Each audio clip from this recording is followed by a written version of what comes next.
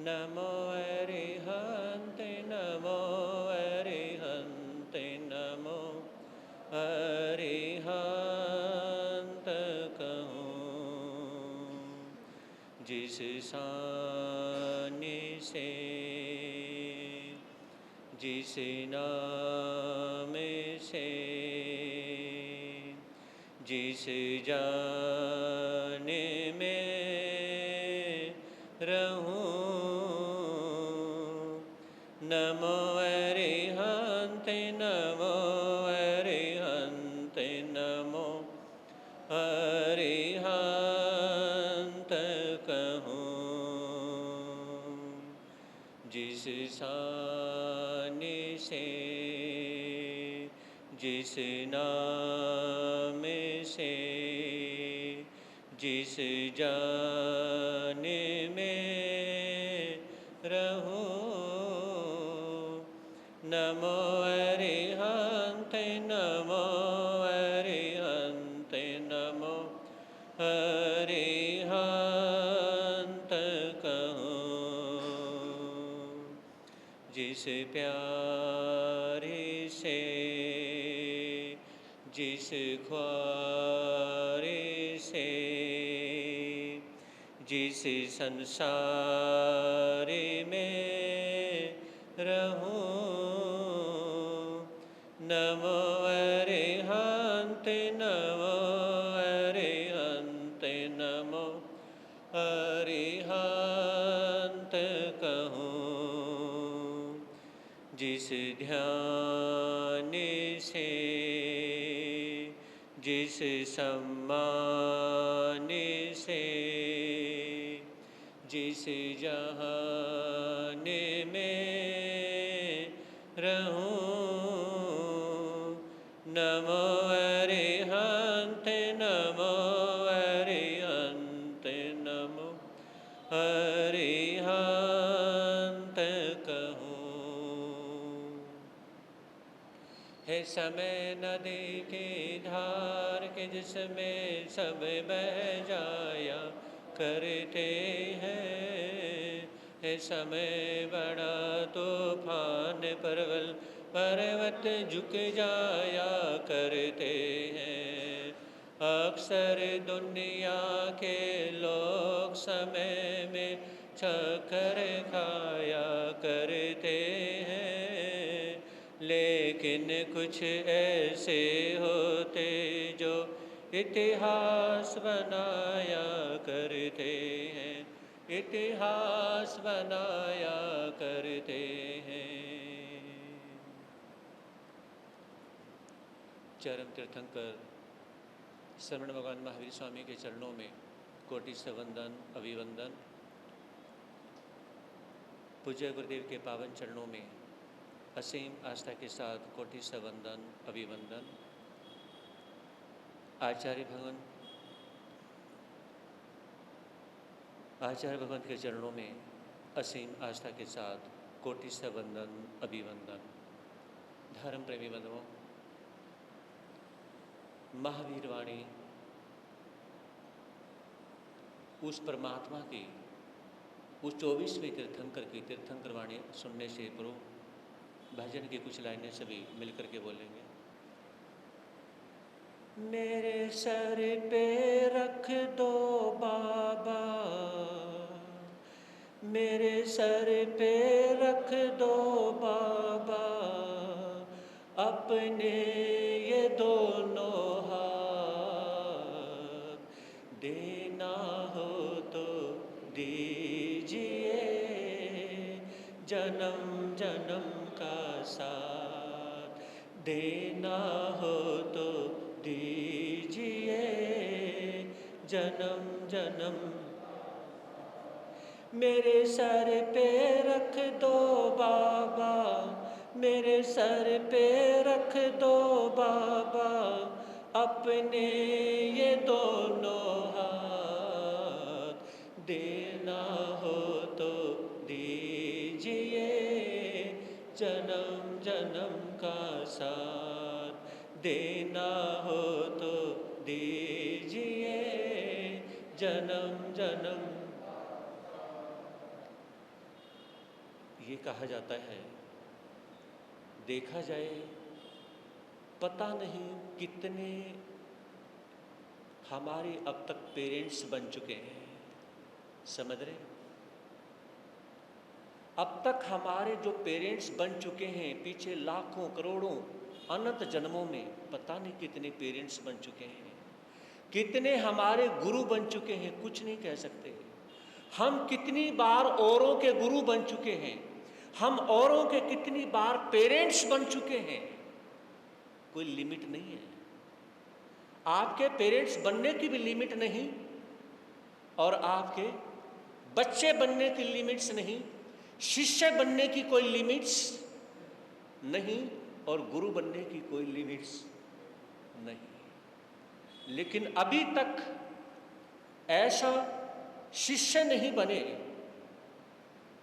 गौतम स्वामी जैसा, अभी तक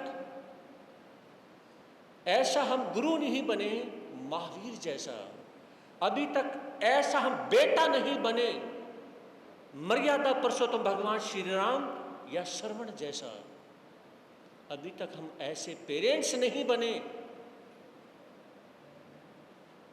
तीर्थंकर के माता पिता जैसे पेरेंट्स नहीं बने। अभी तक हम बने तो सब कुछ हैं, सब कुछ बनने के बाद भी एक भी रिश्ता हम ऐसा नहीं निभा पाए जिस रिश्ते में हमारी आत्मा का कल्याण हो गया हो। बना कोई ऐसा रिश्ता? एक भी नहीं बना अभी तक, है ना? और ये बात आपके ऊपर ही डिपेंड नहीं, लागू नहीं, हमारे पर भी लागू होती है। हमारा कौन सा मोक्ष हो गया? हम भी तो इसी दुनिया में हैं, आप भी इसी दुनिया में हो। हाँ जी। और आपने देखा ही कोई बात अपने ऊपर लागू होती है तो भी सही है। तो अभी तक ऐसा जन्म नहीं मिला कि जिस जन्म के ये ऐसा कोई रिश्ता नहीं मिला जिस रिश्ते की वजह से हमने अपना कल्याण कर लिया हो। मेरे परमात्मा फरमाते हैं उस आत्मा का कल्याण हो गया जिसने धर्म के रास्ते पे चलना शुरू कर दिया, जिसने धर्म के रास्ते पे चलना शुरू कर दिया उसका कल्याण हो गया। और जो प्रवचन की स्टार्टिंग में जो भाई माताएं बहनें आते हैं ना, जो प्रवचन की स्टार्टिंग में आते हैं तो उनका संतों के प्रति बहुत ज़्यादा प्यार होता है, आस्था होती है, श्रद्धा होती है, प्यार होता है कि ये संत हमारे भाई जैसे हैं, प्यार होता है ये संत हमारे बेटे जैसे हैं, श्रद्धा होती है ये संत हमारे गुरु जैसे हैं। समझ रहे हैं? जो स्टार्टिंग में आते हैं हमें भी अच्छा लगता है।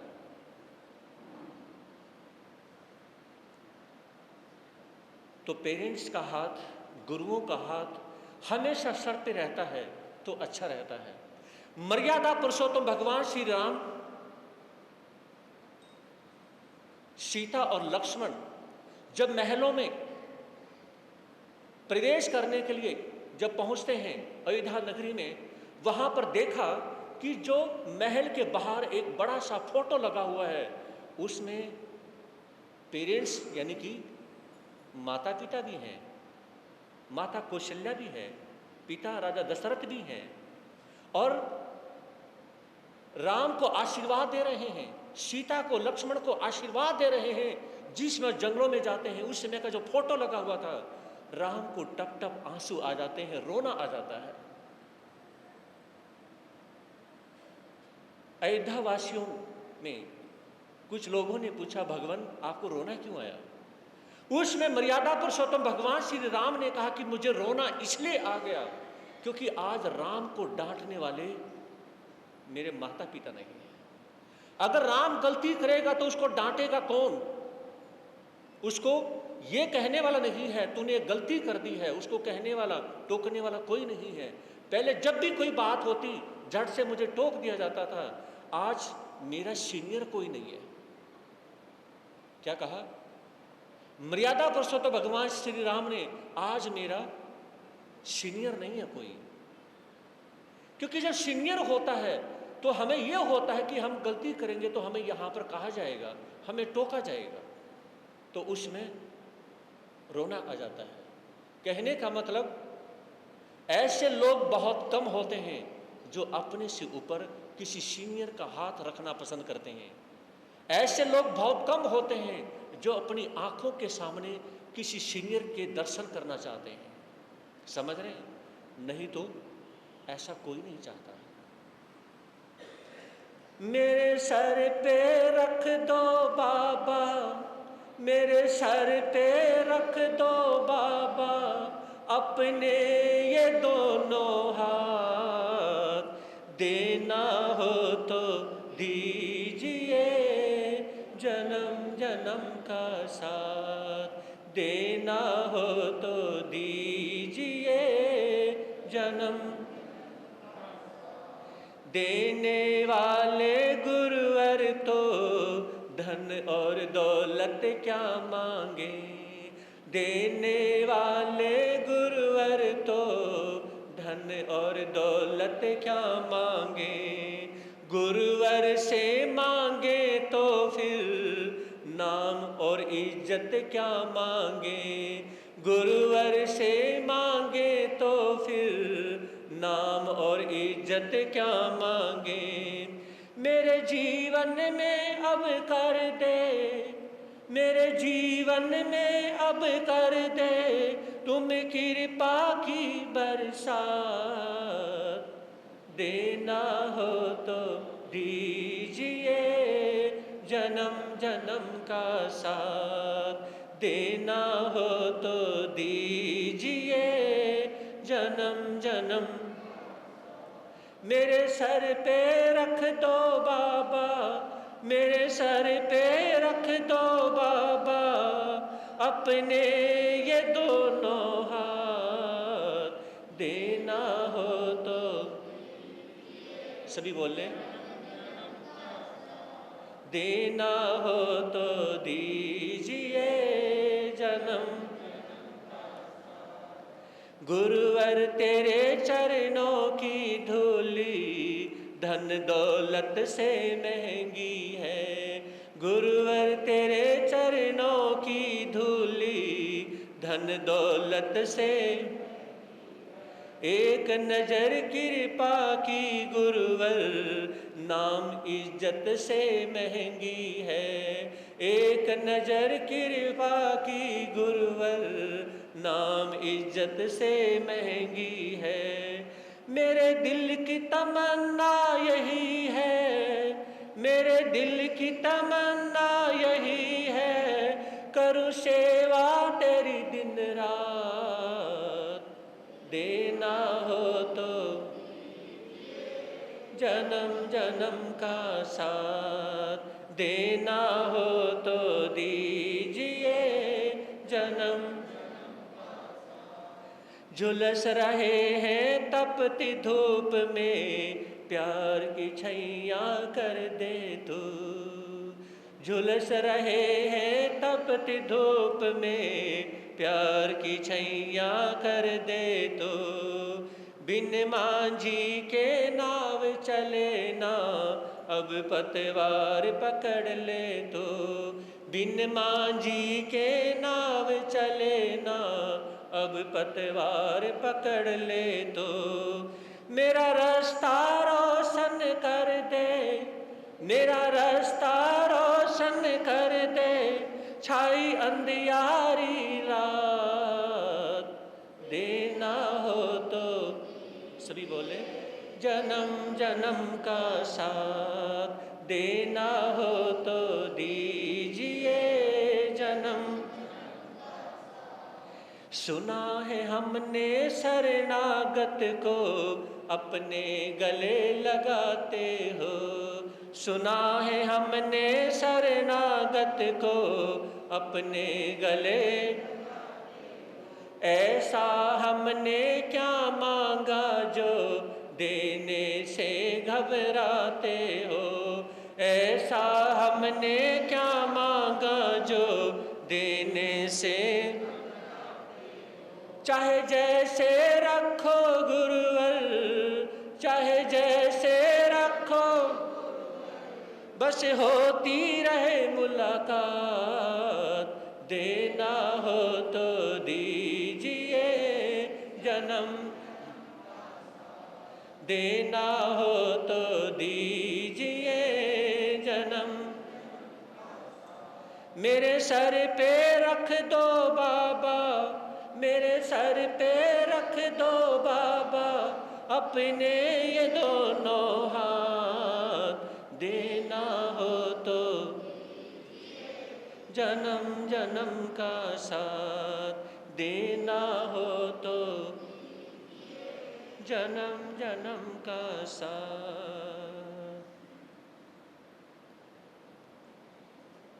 बोले अनुशासनात्मक वाणी।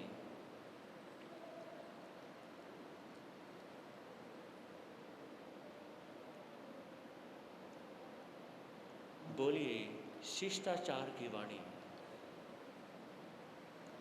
आज मैं प्रैक्टिकल में कुछ करवाना चाहूँगा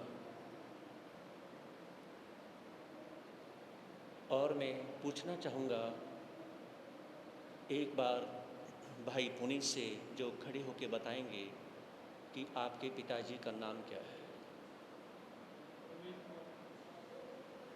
खड़े होकर बताएंगे। आज हमने बहुत कुछ सीखना है। बैठिए। आज बहुत कुछ सीखना है।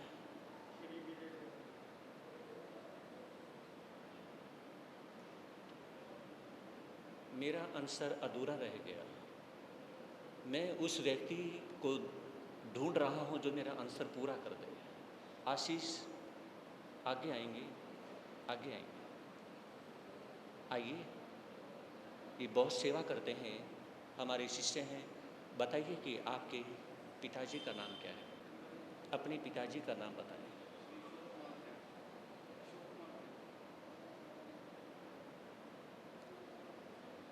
कोई ऐसी बहन हो जो बताना चाहें। बहन रीचू जैन जिनकी तपस्या चल रही है, मैं बहनों से भी पूछना चाहूँगा। बहन रीचू जैन आएंगी आगे और वो भी बताएंगी। बहुत बहुत कुछ समझने का मौका मिलेगा हमें। बहन रीचू जैन आएंगी और अपने पिताश्री का नाम बताएंगी। क्या? नहीं, बैठिए। और कोई बताना चाहे, अपने पिता का नाम बताना चाहें तो बताएंगे।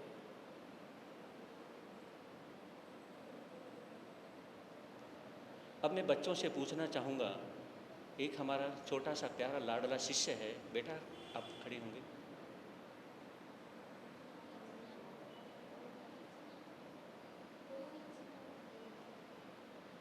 ये इधर जिन्नी की गुड़ियाँ।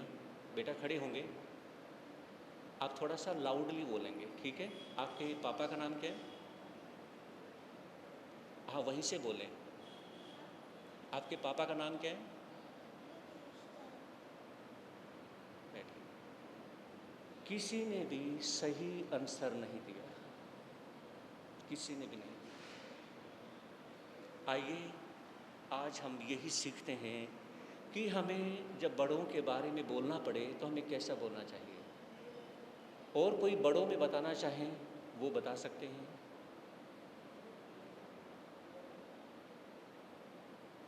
फौजी साहब या और भी कोई बताना चाहें। इसमें देखिए बहुत गहरी बात है। आपको तो ज़रा सी छोटी सी लगी है, लेकिन ये छोटी नहीं है, बहुत बड़ी बात है। जब भी आपसे कोई पूछे कि आपके पिता का नाम क्या है ना, तो उसमें आप पहले श्री लगाएं और नाम के पीछे जी लगाएं। समझ रहे? पहले श्री लगाएं। एग्जाम्पल, अगर पूछा कि आपके पिता का नाम क्या है, तो उसने बताया कि मेरे पिता का नाम श्री जयवीर सिंह है, श्री राजवीर सिंह जी है, श्री राजवीर सिंह जी है ना। श्री पहले लगाया और बाद में जी लगाया। जो आप गोत्र बोलते हैं, है ना, जैसे आपने बोला जैन, जैसे श्री रमेश जैन, तो उसमें श्री रमेश जी जैन, ठीक है। जैन से पहले जी, गोत्र से पहले जी, जी लगने के बाद में गोत्र लगे। समझ रहे हैं? और नाम से पहले श्री लगे। तो फिर हमारे जो पेरेंट्स हैं, क्योंकि वो कोई हमारे ब्रदर नहीं है, समझ रहे, वो कोई हमारे क्लास फेलो नहीं है, समझ रहे मेरी बात को? क्लास फेलो का होना, ब्रदर का होना, या कोई और रिलेशन में बराबर का रिश्ता होने में, और जो हमारे सीनियर हैं, जो हमारे रिस्पेक्ट चाहने वाले हैं, जो हमारे लिए रिस्पेक्ट करने वाले हैं, ऐसे लोगों के लिए स्टार्टिंग में जी और स्टार्टिंग में श्री और लास्ट में जी बोलना कंपल्सरी होता है। तो मेरे कहने का मतलब है,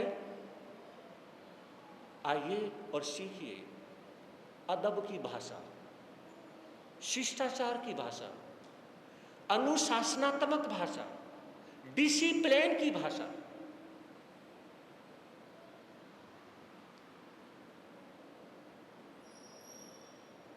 आप धर्म स्थान में एंट्री करते हैं, धर्म स्थान में एंट्री करने के बाद में आप बुजुर्ग हैं, बड़ी एज के हैं, उसमें स्थानक में अगर कोई सेवक है, समझ रहे हैं, सेवक ने आपको जय जिनेंद्र या राम राम जी या जय श्री अकाल कुछ नहीं बोला है, तो आप उसे जरूर बोले, उसके कंधे पे हाथ रख, बेटा ठीक हो, समझ रहे हैं, ये बोलिए। जय जिनेंद्र बुलवाने का काम आपका है। आपने अगर उसके कंधे पे, सिर पे हाथ रख करके कहा कि बेटा कैसे हो, ठीक हो ना, इतना सा आपने बोल दिया, वो आपको, वो जय नहीं है, फिर भी वो सेवक आपकी लैंग्वेज में आपको जय जिनेंद्र बोलेगा। वो सिख नहीं है, फिर भी आपकी लैंग्वेज में वो जय श्री अकाल बोलेगा, समझ रहे? वो राम का उपासक नहीं है, फिर भी वो आपको राम राम जी बोलेगा। क्यों? क्योंकि आप एंट्री करते ही उसके सिर पे हाथ रखते हुए बोलते हैं, बेटा ठीक है ना, बेटा कोई ज़रूरत हो तो मुझे बता देना, समझ रहे?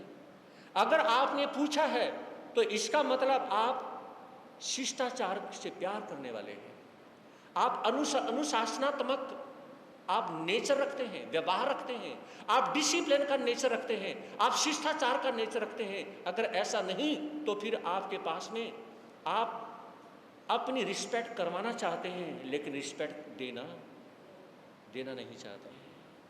यह विचार करने की आवश्यकता है।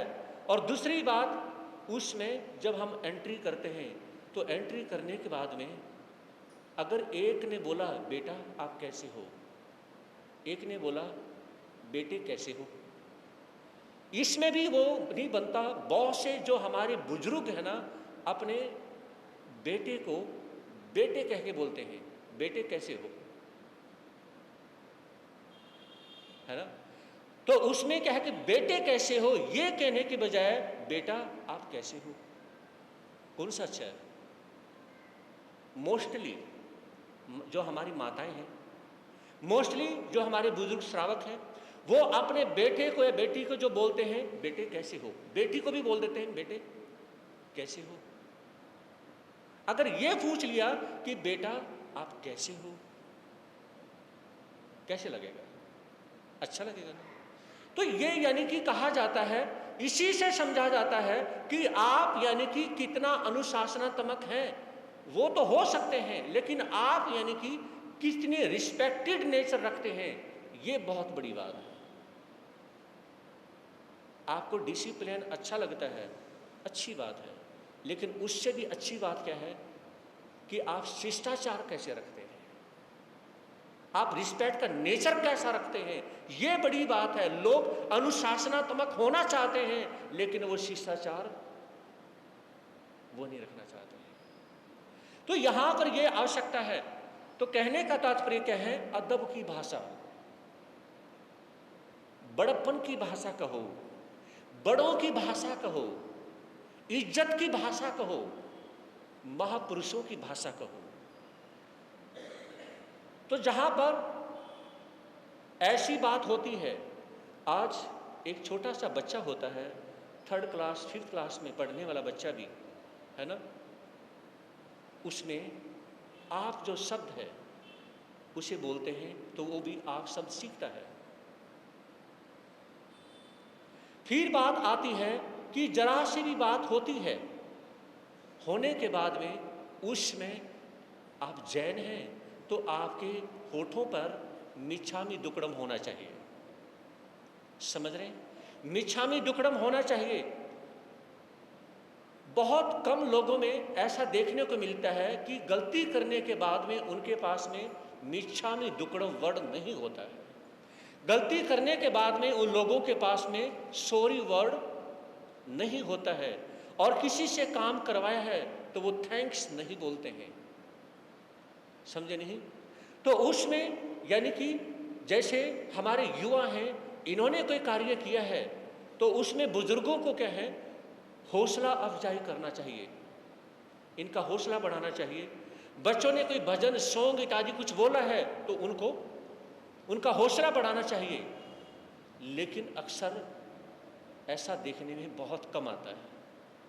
किसी ने कोई कार्य किया है तो बड़ों का फर्ज होता है कि आपने बहुत अच्छा कार्य किया है, बहुत अच्छा किया आपने, आपको वेरी थैंक्स जो आपने कार्य किया है। समझ रहे हैं? और मैं यहाँ पर चाहे एस जैन सभा, उनको भी थैंक्स करना चाहूँगा। हमारी जो माताएं हैं, हमारी जो बहनें हैं, इनको भी थैंक्स करना चाहूँगा। और जो हमारे युवा हैं, युवा साथी हैं, यानी कि जो युवा मंडल में जो भी हैं, उनको भी थैंक्स करना चाहूँगा। और जो हमारे छोटे छोटे प्यारे सोने सोने बच्चे हैं, इनको भी थैंक्स करना चाहूँगा। यहाँ पर आने के बाद में हमें सभी से प्यार और इज्जत मिल रही है। हमें छोटे से लेकर बड़े तक हमें सेवा मिल रही है, और आपकी सेवा, आपका प्यार, वो हमारे लिए बहुत बड़ी बात है। इसलिए सकल समाज को थैंक्स। और आपके यानी कि हेल्प करने की वजह से और आप लोगों की वजह से हमारे यहाँ पर आना हुआ है। समझ रहे हैं? अगर आप नहीं चाहते, हम यहाँ पर नहीं आते। बिना किसी के चाहने कौन किसी के पास में जाता है? समझ रहे? बिना किसी के चाहे कौन किसी के पास में जाता है? तो ये आप सभी को, सकल समाज को थैंक्स है, जितने भी यहाँ पर बैठे हुए हैं। तो मेरे कहने का मतलब क्या है, और यहाँ पर सभी की सेवा मिल रही है, आहार पानी में माताओं बहनों की, और यानी कि किसी कार्य के करने में, यानी कि ऐसे जनसभा युवाओं की सेवा मिल रही है। और यहाँ पर जो आप लोग सेवा दे रहे हैं, ये आपको बहुत बड़ा थैंक्स। आइए आपको लेके चलता हूँ अयोध्या नगरी में, जहाँ पर विश्वामित्र ने हरिश्चंद्र को पूरी तरह से अपनी बातों में फंसा दिया है। उन्होंने यानी कि पहले राजपाट दान में ले लिया और दक्षिणा में 1000 सोने की मोहरें। तो उसमें विश्वामित्र ने कहा कि मुझे बताएं कि 1000 सोने की मोहरें आप देंगे कैसे? गुरुदेव, मैं जरूर दूंगा, लेकिन याद रखना किसी से मांग के नहीं देनी। अगर देना है तो आप कमा करके दें। समझ रहे? और विचार करेंगे, बेटा या बेटी के जो शौक पूरे होते हैं, वो माता पिता की गाड़े पसीने की गाड़ी कमाई से पूरे शौक पूरे होते हैं। जब बेटा कमाना शुरू कर देता है तो उनके शौक खत्म हो जाते हैं। ये शौक पूरे करने में मजा भी तभी है जब माता पिता से लेके शौक पूरे होते हैं। अपने पैसे से शौक पूरे करने में, हाँ जी, मजा है, लेकिन शास्त्र ये बोलते हैं अपने शौक पूरे करने में अगर मजा है तो अपनी कमाई में मजा है। लेकिन आज की लैंग्वेज ये है कि वो कहते हैं कि शौक पूरे करने का जो मजा है वो माता पिता की कमाई से है। ऐसा नहीं है। तो उसमें हरिश्चंद्र कहने लगे, सत्यवादी वो राजा हरिश्चंद्र, गुरुदेव मैं आपका कर्ज चुकाऊंगा, आप मुझे 1 महीने का, 1 मास का समय दें, 1 महीने में मैं आपका कर्ज चुका दूंगा। ठीक है, मैं तुम्हें 1 महीने का समय देता हूं, लेकिन सत्यवादी राजा हरिश्चंद्र 30 दिन उसमें तुम्हें पूरा देना है, और 30 दिन में भी जिस दिन 30वां दिन होगा उस दिन सूर्य छिपने से पहले आपको कर्ज देना है। क्यों? क्योंकि आज सूर्यवंशी हैं। क्या? आज सूर्यवंशी हैं, और सूर्यवंशी जो होते हैं जब भी वो अपना कोई कार्य करते हैं तो सूर्य छिपने से पहले उनको अपना कार्य करना होता है। उनकी जो कसम होती है वो सूर्य छिपने से पहले होती है, इसलिए उनको क्या कहा जाता है? सूर्यवंशी। मर्यादा पुरुषोत्तम भगवान श्री राम को सूर्यवंशी कहा जाता है। इसलिए कहा जाता है क्योंकि इनको सूर्य छिपने से पहले अपना कार्य पूरा करना होता है। जैसे अर्जुन ने कसम खाई थी कि मैं जयद्रथ का वध करूंगा, तो कब करूंगा? सूर्य छिपने से पहले करूंगा। जो सूर्यवंशी परंपरा होते हैं, जैसे भगवान ऋषभदेव हुए, मर्यादा पुरुषोत्तम भगवान श्री राम हुए, सत्यवादी राजा हरिश्चंद्र हुए, ये जब भी कसम खाते थे इनकी कसम होती थी कि सूर्य छिपने से पहले मैं कार्य पूरा करूंगा। अगर सूर्य छिपने से पहले कार्य पूरा ना हो तो उनका सत्य, उनकी वाणी सब खत्म हो जाते थे। अच्छा भगवान नमस्कार है, आज्ञा दीजिए चलता हूं, यात्रा की आज्ञा अनुसार अब शीघ्र व्यवस्था करता हूं। भरमवश यदि अपराध हुआ हो क्षमा दास को करिएगा, कभी कभी निज हृदय कमल में याद दास को करिएगा। हाँ प्रभु एक प्रार्थना मेरी खास तौर से चरणों में, अवध राज्य की प्रजा आपके बहे प्रेम के झरनों में। अब तक सुख में रही प्रजा है पाकर मधुर मृदुल शासन, यही आपसे भी आशा है सुतशर्म करे प्रजा पालन। तो उस समय क्या कहा गुरुदेव? सत्यवादी हरिश्चंद्र हाथ जोड़ते हैं विश्वामित्र के आगे, अपने गुरु के आगे, गुरुदेव अब मुझे आज्ञा दीजिए, अब मैं राजमहलों में जा रहा हूं, कल सवेरे मुझे यहां से निकलना है। तो हरिश्चंद्र वहां से चलते हैं और जैसे अपने गुरु के पास से, विश्वामित्र के पास से चलते हैं, उनके राजसभा से चलने और महलों के में पहुंचने से पहले उस बीच के रास्ते में बहुत ज्यादा विचारों की उधेड़-बुन होती है। परेशान हो जाते हैं, दान देने की वजह से नहीं, दक्षिणा की हाँ भरने की वजह से नहीं, मैंने जो करना था मैंने कर दिया, लेकिन पत्नी तारा तो परेशान हो जाएगी क्योंकि वो एक राजा की बेटी है, वो सुख में पली है, हजारों नौकर चाकर उसके पीछे पीछे घूमे हैं।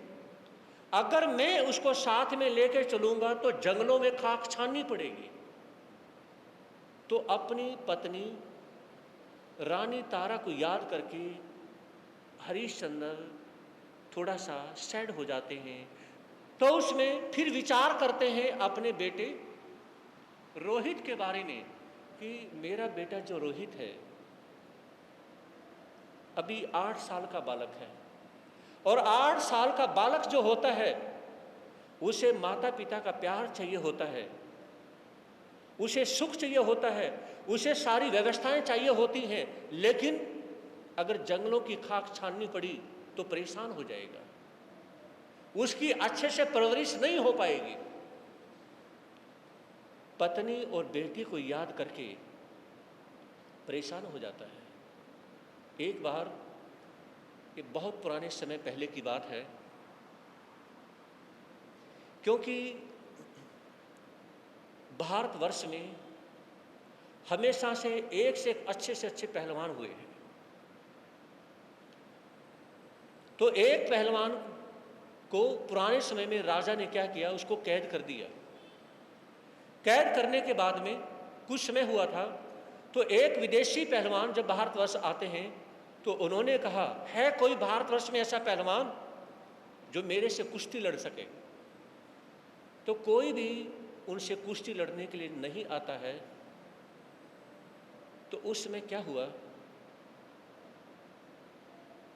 जो जेल में जो पहलवान बंद किया हुआ था, तो उन्होंने पहरेदार से कहा कि मैं उसको हरा सकता हूं अगर मुझे जेल से बाहर निकाला जाए तो। पहरेदारों ने राजा को कहा। राजा उस कैदी के पास, पहलवान के पास आते हैं, तो उन्होंने कहा कि क्या आप उस पहलवान को हरा सकते हैं? अगर आपने पहलवान को हरा दिया तो आपकी सारी सजा माफ हो जाएगी, क्योंकि ये देश की बात है। अगर आपने उस पहलवान को नहीं हराया तो जिंदगी भर के लिए सजा यही काटनी होगी। कहा कि मुझे मंजूर है। तो उसमें राजा ने कहा कि इसकी हथकड़ियां बेड़ियां तोड़ दी जाए। तो पहलवान कहने लगे, सुनो राजन, किसी से तुड़वाने की जरूरत नहीं है, मैं ये हथकड़ियां बेड़ियां खुद ही तोड़ देता हूं। उन्होंने झटका मारा और हथकड़ियां बेड़ियां सब तोड़ दी। तो राजा कहने लगे, जब आप हथकड़ियां और बेड़ियां तोड़ सकते थे तो आप भाग क्यों नहीं गए? आप तो भाग के जा सकते थे। तो पहलवान ने कहा, राजन मैं आपको एक बात बताना चाहूंगा, कोई भी अनमैरिड जब पहलवान होता है तो उसका घर परिवार के प्रति मोह नहीं होता। जब शादी हो जाती है तो हर कोई जो युवा होता है उसका अपनी पत्नी और अपने बच्चों से बहुत प्यार होता है।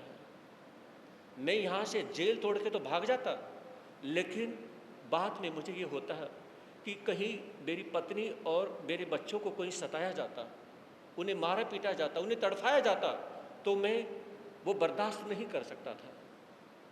मैं अपनी पत्नी और अपने बच्चों को तड़फते हुए नहीं देख सकता था, इसलिए मैंने कैद में रहना मंजूर कर लिया। तो राजा कहने लगे कि आपको अपनी पत्नी और बच्चों से इतना प्यार है। तो उसने कहा कि हर किसी को अपनी पत्नी और बच्चों से प्यार होता है। जब बच्चे बड़े हो जाते हैं तो उसमें हर पिता बुराई करने से बचता है। वो शराब भी पीता है तो छुप छुप के पीता है ताकि बच्चों को पता ना चले। तो उसमें जब उस विदेशी पहलवान के सामने लाया जाता है तो वो पहलवान, भारतवर्ष का वो पहलवान उसे हरा देता है और उसकी हमेशा के लिए सजा माफ हो जाती है। तो सत्यवादी राजा हरिश्चंद्र महलों में ऐसे अपने से बातें करते हुए जा रहे हैं और बातें करते करते महल में पहुंच जाते हैं और आवाज देते हैं, तारा तारा तारा। लेकिन तारा वहां पे नहीं है। ये तारा कहां चली गई? परेशान हो जाते हैं सत्यवादी राजा हरिश्चंद्र। देखा, पूछा, पता किया कि तारा कहां चली गई। अपनी पत्नी और बेटे के मोह में वो पहले ही परेशान हो रहे थे और तारा और बेटा जब दिखाई नहीं दिए तो और परेशान हो गए। तो उसमें महलों की दासी ने कहा कि राजन, तारा अपने बेटे को लेके राजमहल के साथ में जो उद्यान है, बगीचा है, वहां पर उसको लेके उसको खिलाने के लिए वो वहां पे गई है, तो इसलिए आप वहां पर जा सकते हैं। तो उसमें हरिश्चंद्र राजमहलों से निकलते हुए और पास में जो उद्यान था, बगीचा था, वहां पर जाते हैं और वहां पर एक घटना ऐसी घट गई कि हरिश्चंद्र को बहुत बुरी तरह से रोना आ गया। सत्यवादी राजा हरिश्चंद्र को वो घटना देखने के बाद में बहुत बुरी तरह से रोना आ गया। वो राजमहल छोड़ने वाले थे इसलिए नहीं, राजपाट दान दे दिया इसलिए नहीं, एक घटना ऐसी घट गई कि उन्हें बहुत ज्यादा रोना आ गया। ऐसी कौन सी घटना घट गई जिसकी वजह से सत्यवादी राजा हरिश्चंद्र को रोना आ गया, ये हम कल सुनेंगे। 9:15। आपको पता ही है कि चातुर्मास में साधु साध्वी अपना केस लॉन्च करवाते हैं।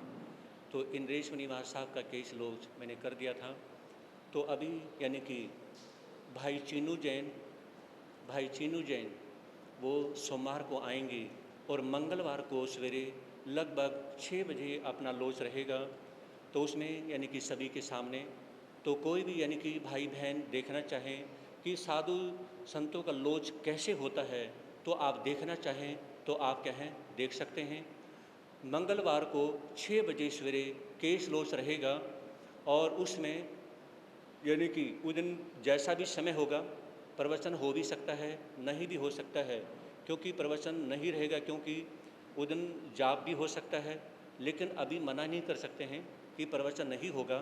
तो सभी मंगलवार को यानी कि केश लोच देखने का इसलिए भाव रखें कि कैसे संतों का केश लोच होता है, लेकिन उसमें एक बात का और भी ध्यान रखें, अपने जो साधु साध्वी हैं और अपने जो जैन परिवार हैं, जब साधु साध्वियों का केश लोच होता है और आप जब केश लोच देखते हैं तो उसमें यानी कि कुछ न कुछ थोड़ा बहुत जैसी श्रद्धा समान दान अवश्य करने का भाव रखें। समझ रहे हैं? और वैसे 2 रूल होते हैं, मैं आपको नॉलेज के अकॉर्डिंग बता देता हूँ। पहली बात, उस दिन माताएं बहनें और भाई लोग एकासन आदि करने का भाव रखते हैं कि हमारे संत और हमारी साध्वियाँ जो केश लोच करवा रहे हैं कि हम आज एकासना भी नहीं कर सकते। समझ रहे हैं?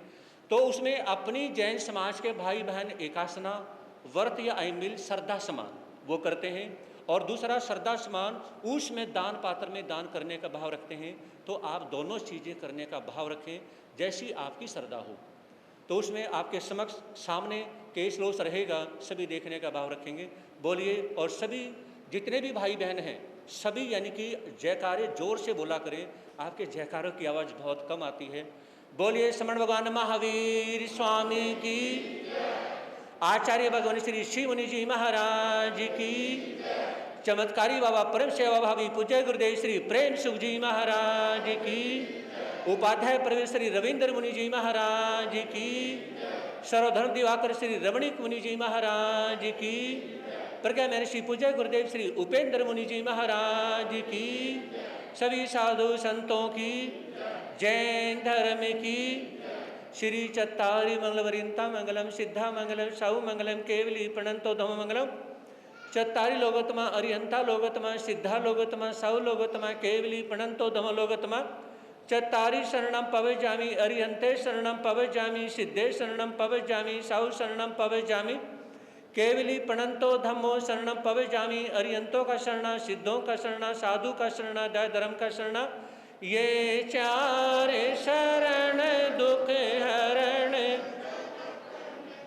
और न सरना कोई, जो भव प्राणी करे आचरण, उसे अजर अमर पद उसका सदा